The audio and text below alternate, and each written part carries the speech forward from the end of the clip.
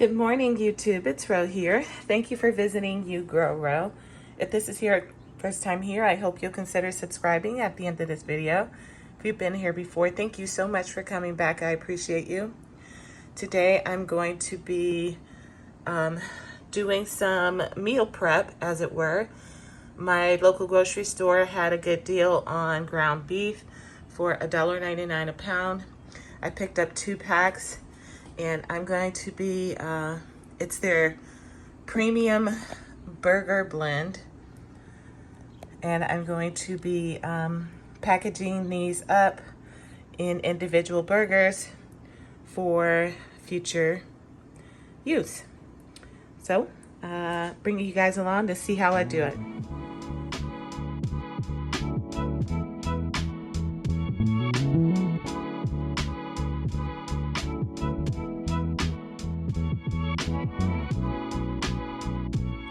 All right, to begin with, let me show you what all I got here. I got these 2 packs of beef, like I said, $1.99 per pound. So we got 3.1 pounds for $6.17. And then another 3.16 pounds for $6.29. This is their premium burger blend. 75/20. Okay, and then I have my gloves here. You can use your hands if you'd like. I usually use bare hands, but for some reason, me and ground beef, I just always put on gloves for ground beef. I got my food saver here. I have my scale with a piece of parchment. That's just for easy cleanup. I have my vacuum bags. I just recently did a video on this company. They sent me a whole ton of really nice vacuum bags. You still have time up until October 1st to get these already more affordable vacuum bags from Out of Air. They're more affordable than the Food Saver brand, and they're thicker. They're also BPA free, and they work with all vacuum sealers. These are 4 mil thick, which is 33% thicker than Food Saver. So run over there and get it. Use my link. I'll put it below, and you'll receive an additional 10% off. It's a great price, you guys. Great price. And then I have here some Worcestershire sauce. If that's not what you use, don't use it. Use what you use. And then I have here a mixing bowl.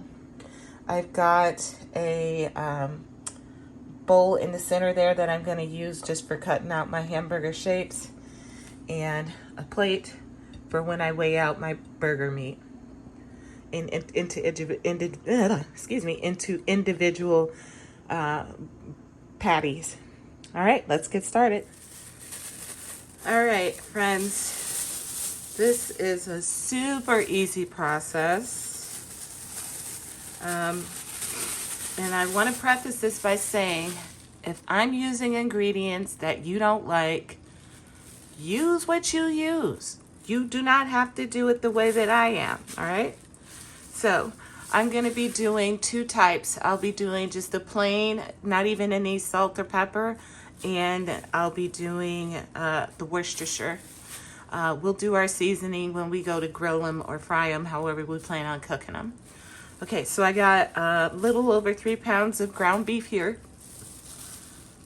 And I have a 1/4 cup of Worcestershire sauce. I'm just gonna pour that in. We'll start there, see what I think. That's probably about half of that 1/4 cup. Just gonna mix it in. I do try to not overwork it.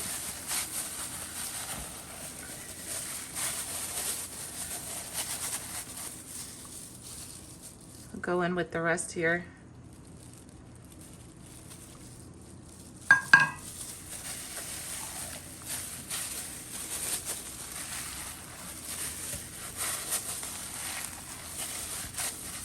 We love hamburgers, especially on the grill. But if I'm being lazy, I'll throw them on the George Foreman too. Either way.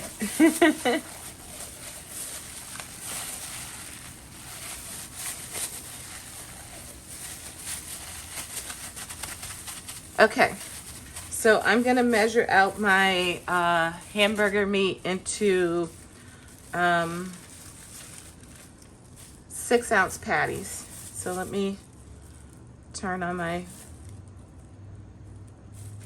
there we go. Tear. So we're at 0. And I'm just gonna start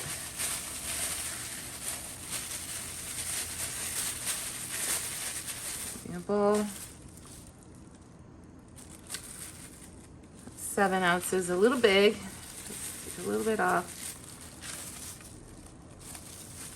6.6.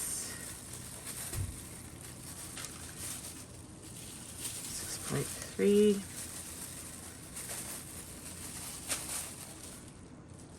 That'll work.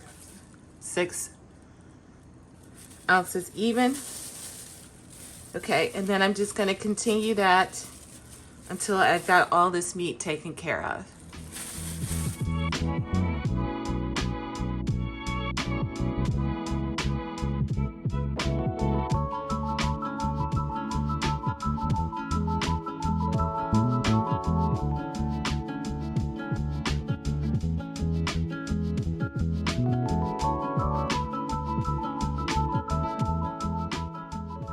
Okay, so now I am going to, you like my pan? It's got my name in it. I etched it using my Cricut. It says, "Made with Love in Rose Kitchen." This is a 9x13. I don't know if you can see that. It may not be coming through, but I love it. I did some couple Christmas gifts this way a couple years ago, and everybody loved getting them. Also, it's a great way, you know, when you go to potlucks and stuff, which I often do during the football season. There's no saying that this isn't my dish. It's mine. It literally has my name on it. Okay, so I just took that piece of parchment paper that I had on the machine. I'm just putting it down on the scale. I'm just putting it down here. And I have another one that we'll place on top when we get there. So I'm just gonna form my my hamburgers. And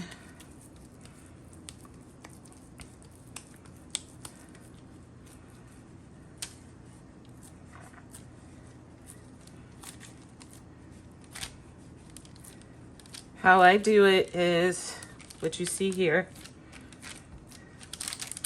And my goal is, hold on.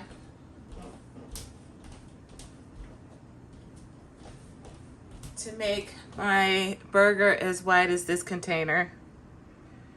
So I'm getting there just about. This is bigger than your standard hamburger bun. And you guys know hamburgers shrink when they cook. That's why I make mine larger than what the bun is, so that hopefully when I go to grill them, or however I'm gonna cook them, they'll shrink up to the size of the bun. That's good. All right. I also etched some, I just got these at the Dollar Tree, but these are, oh my God, spatulas? Flippers? I don't know. I forget what they're called. I'm suddenly having a brain fart. But anyways, I used my etching tool on my Cricut to do these too. So I'm just gonna scooch that on down, because it looks like I got 1, 2, 3, 4, 5, 6, 7, 8, 9 burgers, and they are not gonna fit in one row in this in this pan. So I'm gonna continue forming my burgers and I'll come back.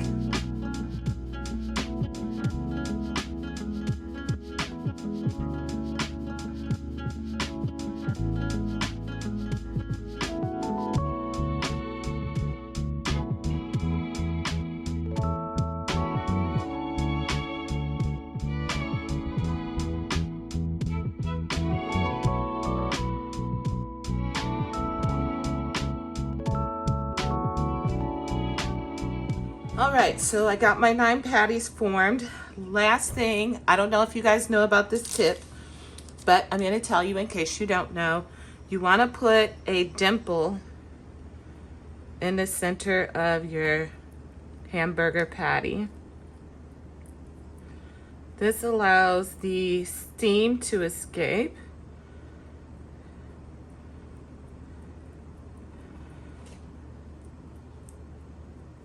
And you don't get, the hamburger cooks more evenly. There's less shrinkage. And you don't get hamburgers that are all fat in the center and tough on the outside.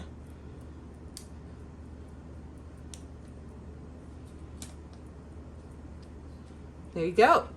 All right, so there I have it. I'm just gonna take these here, plop them right on top.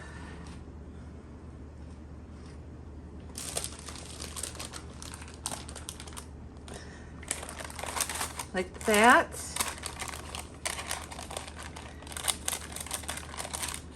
The one thing I want to make sure of is that they are not touching. There we go. Because the next step is to put these in the freezer and freeze them. So I got my lid here. I'm just going to cover these up and pop these in the freezer. I like this one because I don't know if you have these or not, but it's got these edges that wrap around the handles, and so the lid doesn't come off when you travel. It's very nice.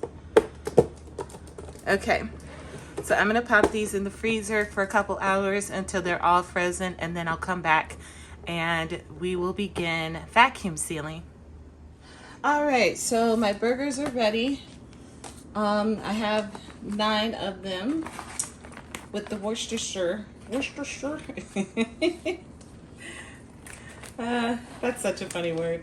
Anyways, so what I'm gonna do is I'm using these, it's out of air. These are the 8-inch by 100-foot vacuum sealer roll with the cutter. I'm gonna do 2, 2, 2, and 3 to make 9. Oops.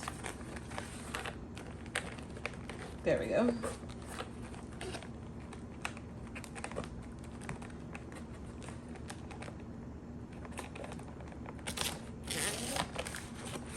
So we got 1, 2, and then I need 2 more.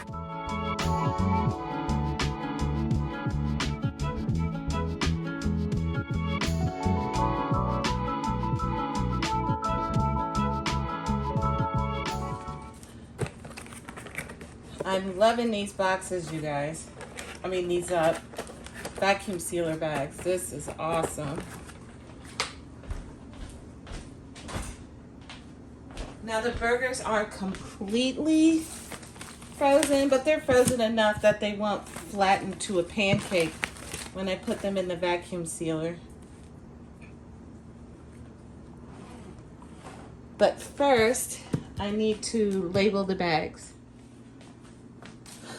Okay. All the bags have been labeled.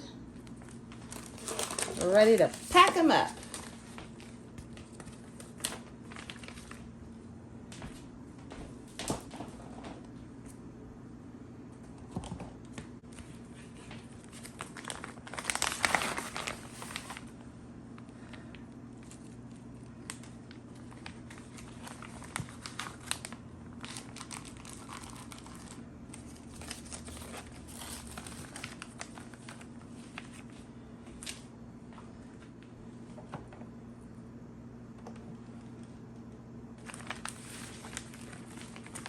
So I'm going to seal one end.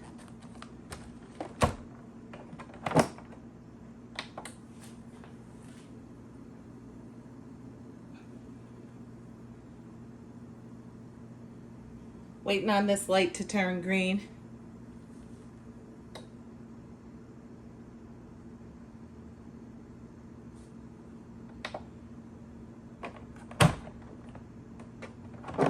Just gonna do it again. I like to do a double seal. It's probably very unnecessary, but that's what I do.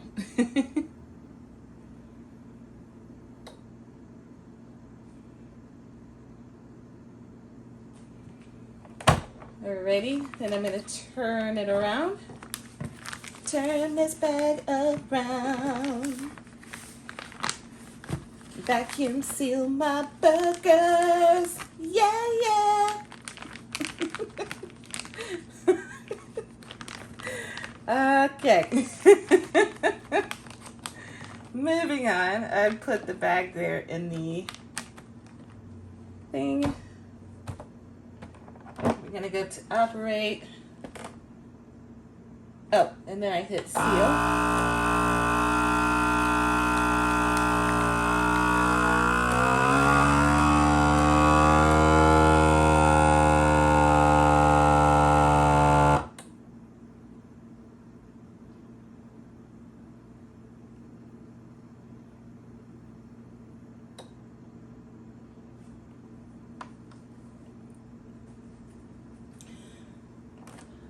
Gonna open again, close, seal again. Can you believe I got this at the thrift store for like 10 bucks? That's crazy. It came with some bags and stuff already, so I'm set for years, I think, on vacuum sealing bags. I mean, between what Out of Air was kind enough to send me and what came with this machine, I am so set. And there we are, my friends.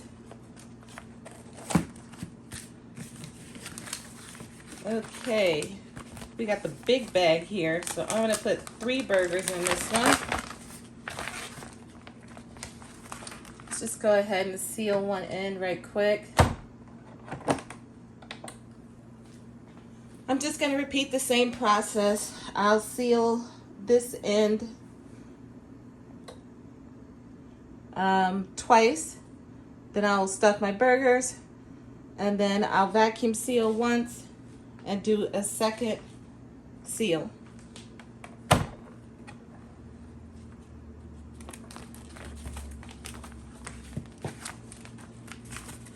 And these should last in the freezer for a while.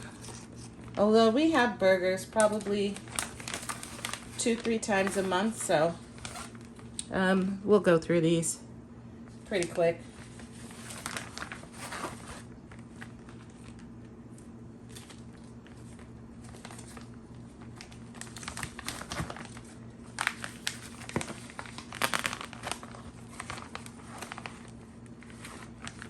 Go.